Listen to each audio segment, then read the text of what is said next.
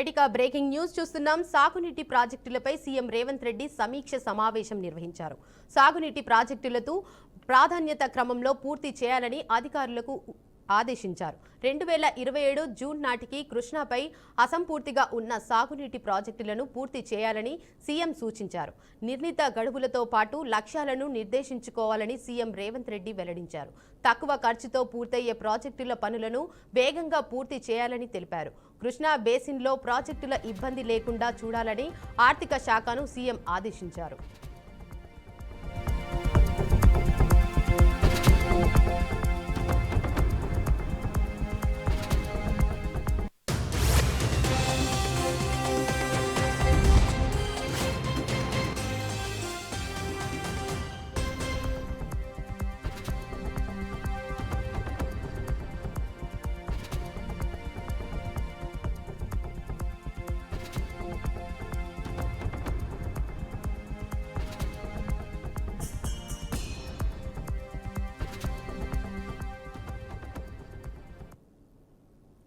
సాగునీటి ప్రాజెక్టులపై సీఎం రేవంత్ రెడ్డి సమీక్ష సమావేశం నిర్వహించారు. సాగునీటి ప్రాజెక్టులకు ప్రాధాన్యత క్రమంలో పూర్తి చేయాలని అధికారులకు ఆదేశించారు. 2027 జూన్ నాటికి కృష్ణాపై అసంపూర్తిగా ఉన్న సాగునీటి ప్రాజెక్టులను పూర్తి చేయాలని సీఎం సూచించారు. నిర్ణీత గడువులతో పాటు లక్ష్యాలను నిర్దేశించుకోవాలని సీఎం రేవంత్ వెల్లడించారు. తక్కువ ఖర్చుతో పూర్తయ్యే ప్రాజెక్టుల పనులను వేగంగా పూర్తి చేయాలని తెలిపారు. కృష్ణా బేసిన్లో ప్రాజెక్టులకు ఇబ్బంది లేకుండా చూడాలని ఆర్థిక శాఖను సీఎం ఆదేశించారు.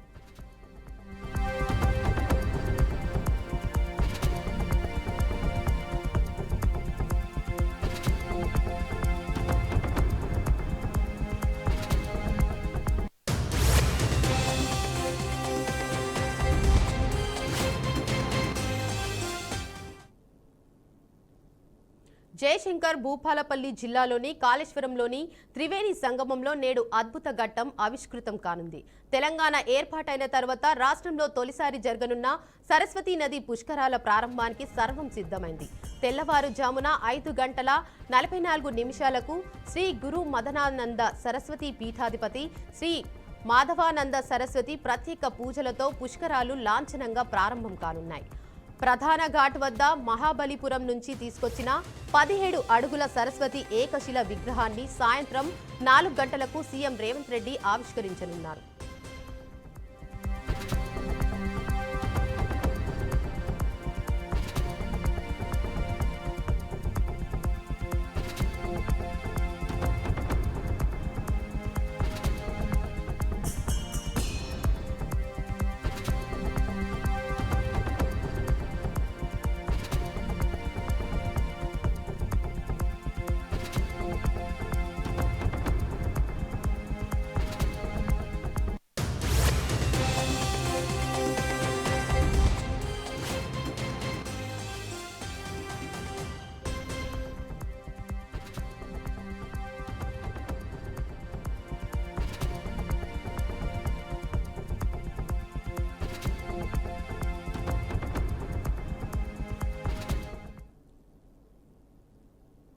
ఆపరేషన్ సింధూర్పై మరోసారి కేంద్రం ప్రకటన చేసింది. ఆపరేషన్ సింధూర్ విజయవంతమైందని కేంద్రం వెల్లడించింది. పాక్ పీఓకేలో 9 ఉగ్రవాద శిబిరాలు ధ్వంసం చేసినట్లు పేర్కొన్నారు. 100 మందికి పైగా ఉగ్రవాదులు హతమైనట్లు తెలిపింది. పాక్లోని కీలక వైమానిక స్థావరాలపై దాడులు చేశామని రుజువుగా శాటిలైట్ చిత్రాలు కూడా ఉన్నాయి కేంద్రం వివరించింది. ఇక పాక్ దాడుల్లో భారత్ ఆస్తులకు ఎలాంటి నష్టం జరగలేదని భద్రతా బలగాలు వెల్లడించాయి.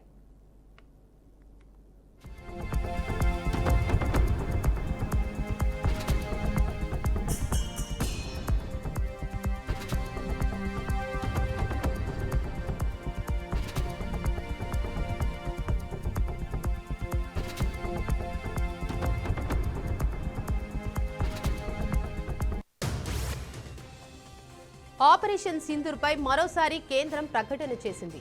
ఆపరేషన్ సింధూర్ విజయవంతమైందని కేంద్రం వెల్లడించింది.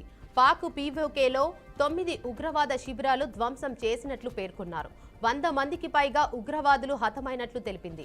పాక్లోని కీలక వైమానిక స్థావరాలపై దాడులు చేశామని, రుజువుగా శాటిలైట్ చిత్రాలు కూడా ఉన్నాయని కేంద్రం వివరించింది. ఇక పాక్ దాడుల్లో భారత్ ఆస్తులకు ఎలాంటి నష్టం జరగలేదని భద్రతా బలగాలు వెల్లడించాయి.